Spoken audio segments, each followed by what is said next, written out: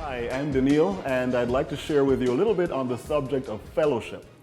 Fellowship. Here's what John has to say about fellowship. He writes here, we call this letter 1 John, chapter 1, and I'll read from verse 5 on down a little bit. It says, "This is the message which we have heard from him and declare to you, that God is light, and in him is no darkness at all. If we say that we have fellowship with him and walk in darkness, we lie and do not practice the truth. But if we walk in the light, as he is in the light, we have fellowship with one another, and the blood of Jesus Christ, his Son, cleanses us from all sin." Fellowship. I'm going to share a story with you, and it might not immediately make sense, but bear with me. It's an old story, and some of you might recognize it. If you recognize the story and think I'm out of sequence a little bit, the point will still be made. It's about a father, a son, and his donkey. So they were going to market, the story says, and in order to get from the house to the market, they had to pass through a few villages. And so on they went, and the son got onto the donkey, and the father had the rope in hand, guiding them along. And they're walking through, as they pass through the first village, the neighborhood, some folks started looking out their windows and saying, "Well, what kind of picture is this? Look at that young, strong boy sitting on the donkey. Now, why wouldn't you allow your father to sit on the donkey and you use your youthful strength and guide the donkey along? You know, what kind of a son are you? Respect your father." Oh boy, the son felt so bad, and he said, "You know what? I think they're right." And so he jumped off the donkey, and the dad got onto the donkey, and they started again along their journey to the market. They're now passing through the second village, and again, some of the people poked their heads out the window and had an opinion. They said, "Wow, no, this is not a very good picture at all. I mean, you're the father, you're almost twice his weight. You're sitting on the donkey, and you have this young boy trying to struggle to get the donkey and you to where you need to go. That's not right. You need to have it the other way around." Oh boy, the father said, "Well, that's kind of true too. I don't want to seem like I don't care for my son. But if I put my son on the donkey, they're going to say," and he remembered what happened in the first village. So they decided, you know what? No one's going to ride on this donkey. They both got off the donkey, and they both are heading along to the market. Now they're passing through the third village. And again, as you can figure, more people looked out, and they had an opinion.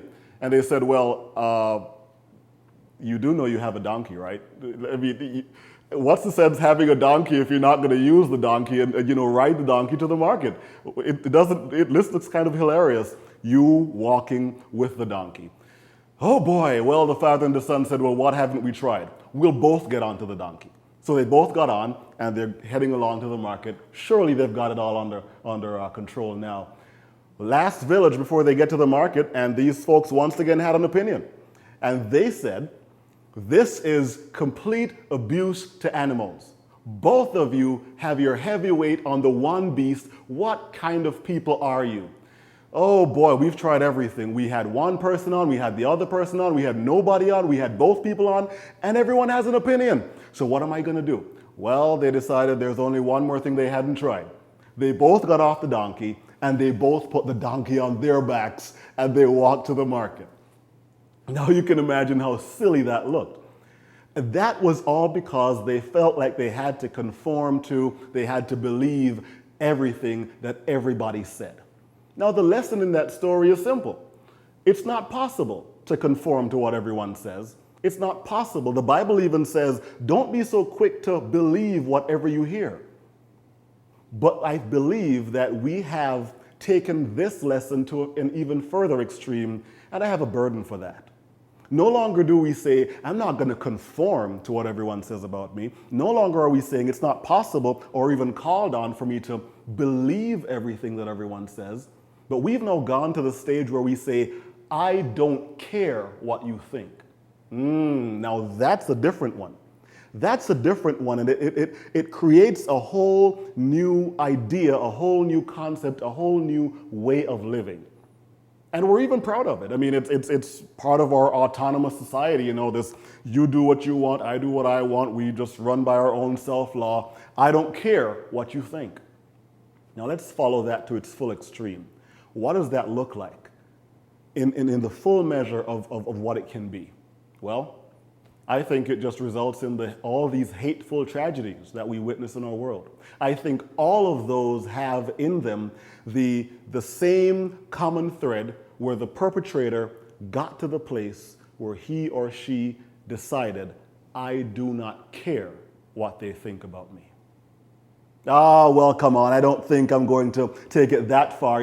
I can care about the person without caring about what they think. Well, not really. I mean, the Bible tells us again, as a man thinks in his heart, so is he.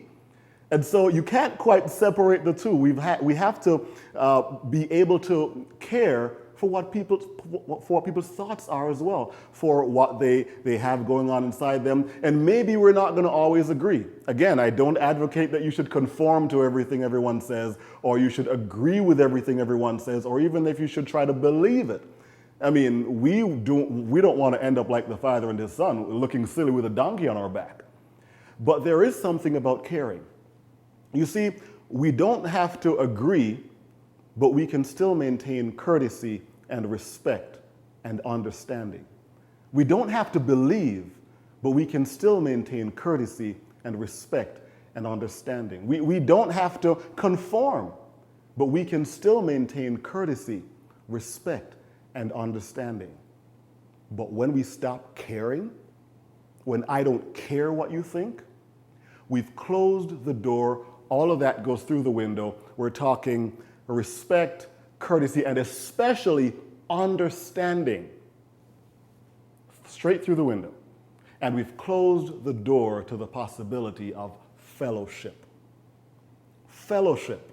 Fellowship does not mean we have to always agree. Fellowship does not mean we will always conform. But fellowship is the willingness to understand, the willingness to be caring, the willingness to appreciate that we are on this journey together. We all have the opportunity, the privilege of sharing in this particular moment of life's history, of Earth's history together. Fellowship. You can kind of think of it like that. We're on a ship, on a journey together. We're not built to be isolated. I mean, very early on in the Bible, God himself said it. The first thing he said that was not good. It is not good for man to be alone. We're not built to be alone. I mean, you know it. It's a natural inclination. Let's take our Facebook posts, for example. You'll post something on Facebook, and how does it feel when the next day you see 50 likes or 100 likes, even 300 likes? It kind of does something for you. Or maybe you posted something on YouTube and you've got 1,000 views, 20,000 views, 50,000 views, 1,000,000 views. It kind of does something to us to say, wow, well, someone out there liked what I said. Someone out there watched what I said. It's in us. The designer, the creator God has created us as relational beings, and it matters to us. We do care what people think. Again, not having to agree with it, but we run against the tide when we try to put ourselves in a position of, I do not care what people think. Not caring will ultimately lead to not loving your brother, not loving your sister. And that's what John meant when he said walking in the light. That was chapter 1. Chapter 2 here describes this darkness and this light that John was talking about. He says in verse 9 of chapter 2, he who says he is in the light and hates his brother is in darkness until now. He who loves his brother abides in the light, and there is no cause for stumbling with him in him. But he who hates his brother is in darkness and walks in darkness. So that's what John is talking about, fellowship, being in the light. Fellowship, loving your neighbor, loving your brother, loving your sister, the willingness to understand. It's the idea of community. Community, communing, communication. Communication is never complete until there is understanding. And how can we not care to understand and think that we will communicate? How can we communicate and not be in community? And how can we have this without fellowship? So it is possible for you to be in a church congregation with somebody but not be in fellowship. It is possible for you to be in the same family, even in the same household, but not be in fellowship. What God calls us to is fellowship. Not just tolerating people not just barely putting up with people, but a willingness to be in fellowship with people. Knowing God helps us to love one another. Why? Because again, God designed us to be relational beings. And how can we claim to know the designer and not live out the design? The design is fellowship. The design is love and care. And if we know God, we will realize that our ways don't always agree with Him, don't always agree with His will, but He never stops caring for us. He never stops loving us. And so that's the kind of love and care that He expects us to share with one another.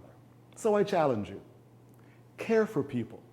Try to use some other phrase. Maybe you'll say, yes, I won't conform always to everything. And you can't. I don't advocate that. And you won't always believe everything either. The Bible warns against that. But we're all called to be in fellowship with each other, caring for one another. Why don't we try to find ways today and tomorrow and this week to care and to make an effort to understand one another?